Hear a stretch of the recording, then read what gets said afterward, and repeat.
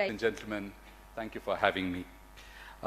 Professor Kailash Chandra Sharma ji, Chairman, Chairperson CMDR and Chairperson of the Haryana State Higher Education Council. Professor Jirli, gentlemen, as well as the Director of CMDR, Professor Gaurish Joshi, Director of CESS, eminent people in the audience, Dr. Charan Singh, etc. I'm very grateful that I'm in front of such an esteemed audience. Ladies and gentlemen, I work across policy. I work with academia, I work with government, I work with consultancies. Boston Consulting Group came to us, very expensive they're extremely expensive. But you give them a task, they deliver.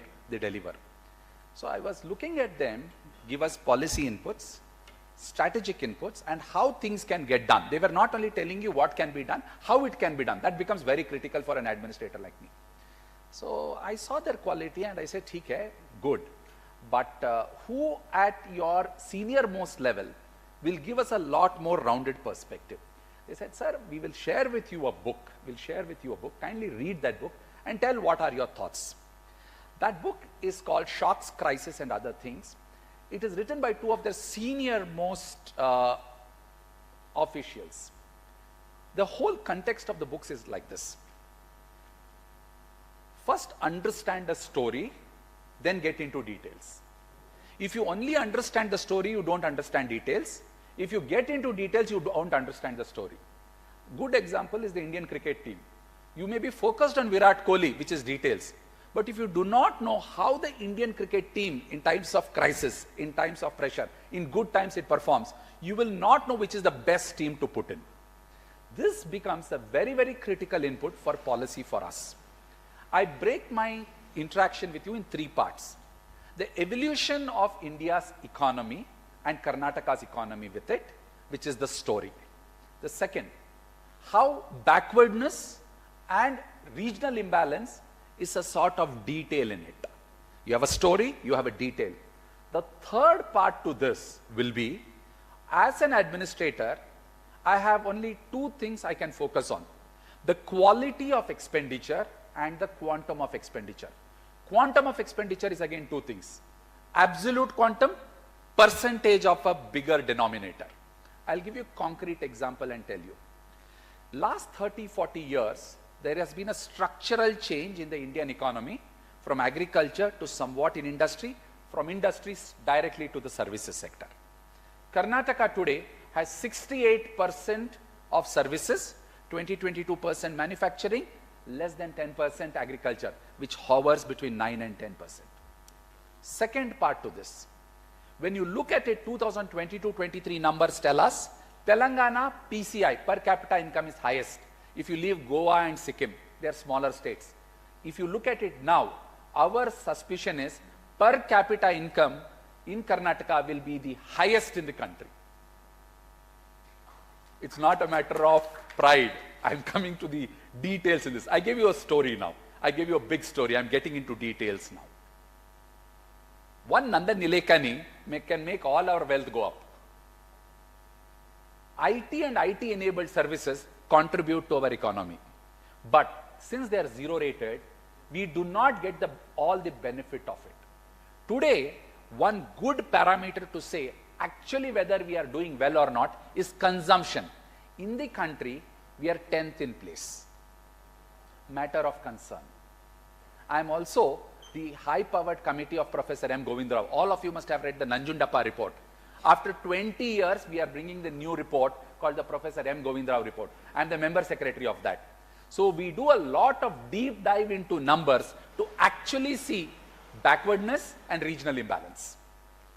And we find backwardness has decreased, but in some places, backwardness has not decreased as much as it should.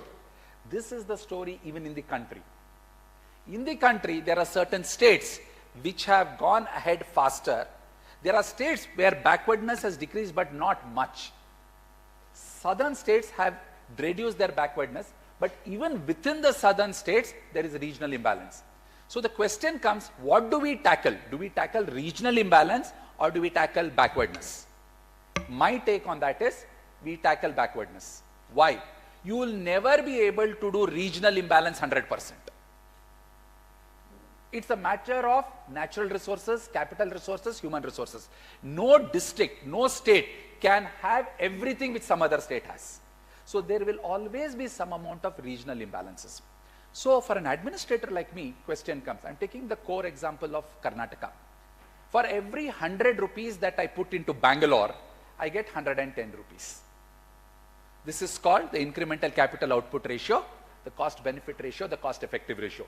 These are three terms public finance individuals should always keep in mind. CBR, CER, ICOR.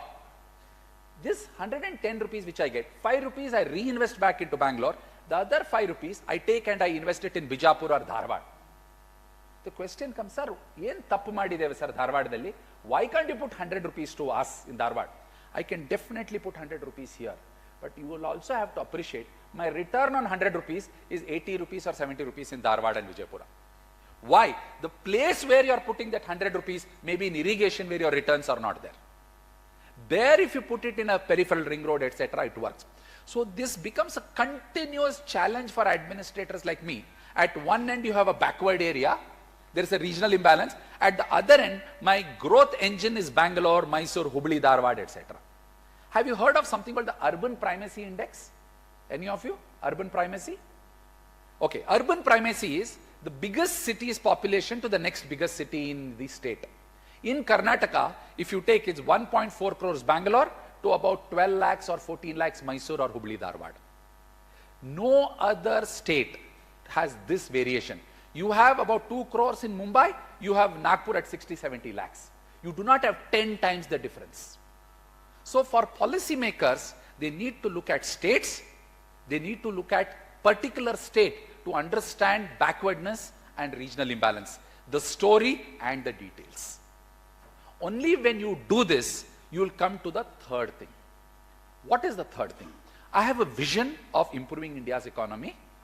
My strategy is to invest in regional imbalance to some extent, but backwardness to more. But what is my tactic? What is my logistics?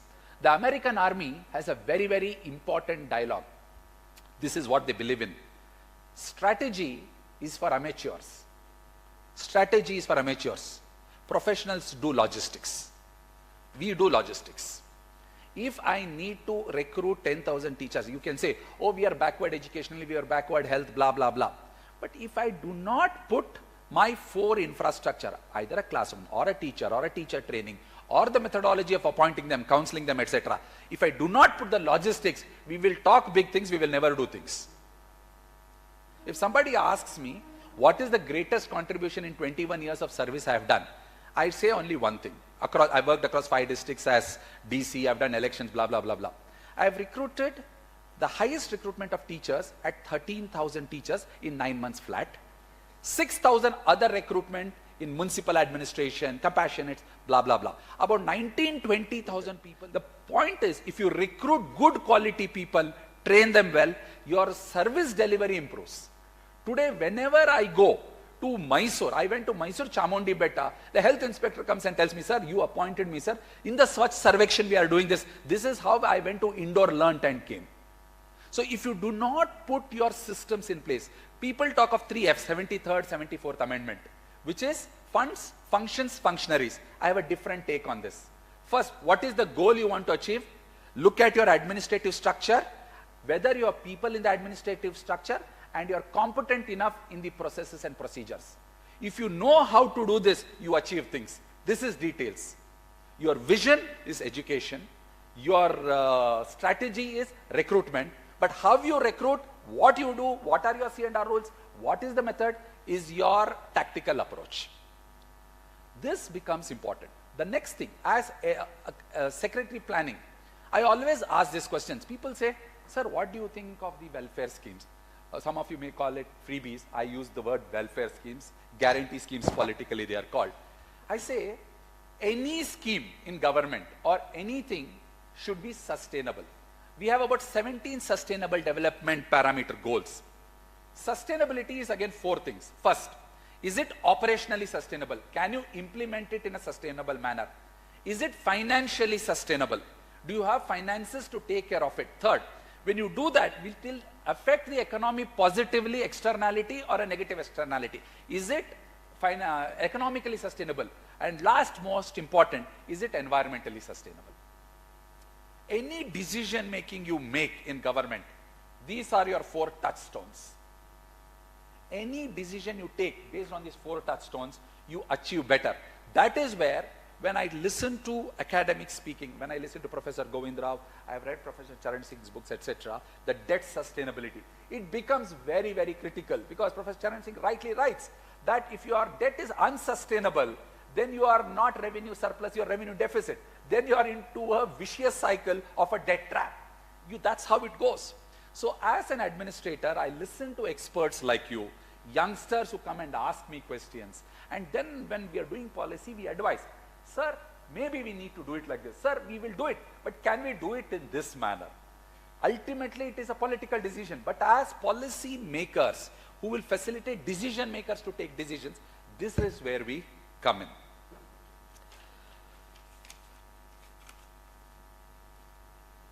The last thing I would like to say, I will take questions later. Whenever anybody tells me a statement, I don't believe a statement, whoever it is. There is something called trust and verify in administration. I never do that. I will first verify and then only trust.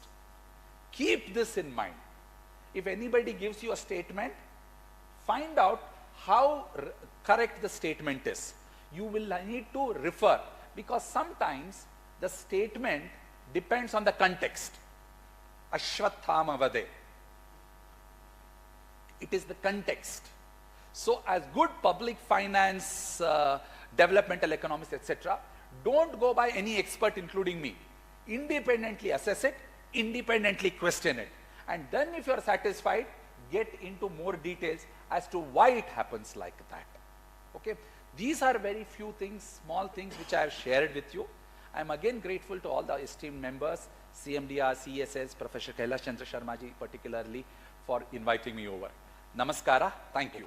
In fact, it was always in my mind that we should do a debt sustainable study for Karnataka. Then I'm worried politically what will happen. So I kept quiet on that. Okay? As Fiscal Policy Institute Director, we have done quietly on our own. I think the Madras School of Economics, the previous director, has done. You need to know 3-4 terms in public finance. The debt GSDP or debt GDP, the fiscal deficit, the revenue deficit or revenue surplus, and the interest payment to revenue receipts ratio. These are 4 parameters which you need to verify. But then again, why these parameters are important becomes again, yake anta. When you do a temperature 102 degree andre, yak 102 ide anta. Is it because of a heat stroke or an infection? So that is the second thing. So do a little wider reading on that. Budget documents of Karnataka, especially in the website, something called the Medium Term Fiscal Plan, MTFP anta ide odi. Read a book by Professor M. Govind Rao regarding public finances. So good developmental economists will understand public finance and then take better decisions and recommendations. Yes, please. Vishal, sir, thank you very much. It is very wonderful to learn from you many things. I have 2 questions, sir. Only thing is that one is the sustainability of this freebies. Welfare measures, welfare measures. Welfare measures, sir. Okay. Sustainability of these welfare measures, not from the political background of sustainability, sir. In the form of this regional imbalances as well as the, for the sake of this women empowerment as well, the upliftment of the underdeveloped regions as well, the underdeveloped people, how it will be sustainable. I'll finish the first one, then I'll take the second okay. one. The welfare measures, whether what is the other one? The 5 schemes. Graha Lakshmi, according to me, Anna Bhagya, Graha Lakshmi, etc. Excellent schemes. Fiscal impact is 52,000 crores at a time. Okay. Now, anything which is there, we need to find money and do it in a sustainable manner. There is pressure on the exchequer, but we need to find ways to overcome it. One good thing about Karnataka, Maharashtra, Gujarat, some Telangana, etc. is, we are states where if we are a little bit prudent going ahead, we can manage the fiscal impact. Okay, if you go by the history of Karnataka, how Karnataka evolves, we are a consumption-based economy also, we are a forward-looking economy. The fiscal thing we can manage, provided we do not stretch ourselves more. First. Second, I am getting a study done from XKDR, from King's College London, Indus Action, Azim Premji University, independent study not funded by us except for XKDR, to tell us how it is actually impacting. And you should see the response. By about June, July, we will be releasing the report. You see it. According to me, those are schemes where there is a benefit for a lot of men and women. But the question for a finance guy like me is, how do we manage the fiscal stress better? It's a challenge for us. We are revenue deficit, but we are looking forward in the year 2026-27 to become revenue surplus. This is my first answer. Second. Seasonal imbalances, sir. As you have known that CMDR is also part of this Nanjundappa committee, and then after the implementation, at the time of implementation also, we worked for the evaluation of the Nanjundappa committee, and then we have continuously working for the Nanjundappa committee. Some of the things, and then The only issue here is, you have to be careful what is the signal. Behavioral economist amongst you will people respond to incentives. The moment you declare a taluk as backward, it will never want to be called forward. Yes, sir. Because the more backward it is, the more funding it gets. Okay. So, how do you, and whether input replicates in changes into outputs and outcomes. We are finding at many places, inputs have not fully got converted into expected outcomes. Yes, sir. The same question, and categorized that, sir. In that context, your committee, 25 years back. Yes, sir. Yes. What committee at that time? Professor Nanjundappa is incidentally from Dharwad, is what I was told. No, Chitradurga. Chitradurga, okay. Yes. But he was he here worked vice here chancellor, in his most of vice his chancellor. Yes, Yeah, that is the point. Okay. Slowly thought process has evolved over the last 20-25 years. Professor M. Govind Rao, in fact, we were in Dharwad, Hubli about 1 month back. Yes. We had went to Belgaum also. Professor Bagalkoti, who is coming tomorrow, is a part of the committee, Professor Govind Rao committee. You can ask him more. Yes. We are looking more at outcomes. Whatever we invest now, I use 3 words. What were the 3 words I used? 3 abbreviations. ICOR, CBR, CBE. So whenever you try to do an outcome-based thing, try to use these 3. Incremental capital output ratio, cost benefit ratio, cost effective ratio. So if you are able to plug this into your system, in your further reports, you will get better results. Okay, sir. Thank you. The question was that only, sir. Whether the categorization will be... Thank you. Thank you. Yes, sir. Last being the environmental system. No, last. The most important. Yeah, that's right. But in the context, I am a forester, retired 10 years back. I find in most of the developmental projects or proposals, that the last thing we do is environmental sustainability. It is better to do the environmental sustainability first. Absolutely. And only take those elements which qualify from there and consider. Otherwise, what happens is at the end of the process, they will try to find some kind of, narrow perspective for environmental. Narrow interpretation. Yeah, and find solutions to environmental sustainability, and at the end of it, in 10 years' time, we know the difficulties we really create. That's my suggestion. I perfectly think you're right. Financially, if we don't get this right, we will fall in these things. Yeah. And we are already seeing several problems we have created. I agree with you. No doubts on that. 41.6 degree Dharwad district, day before yesterday. And Dharwad, my God. Last question.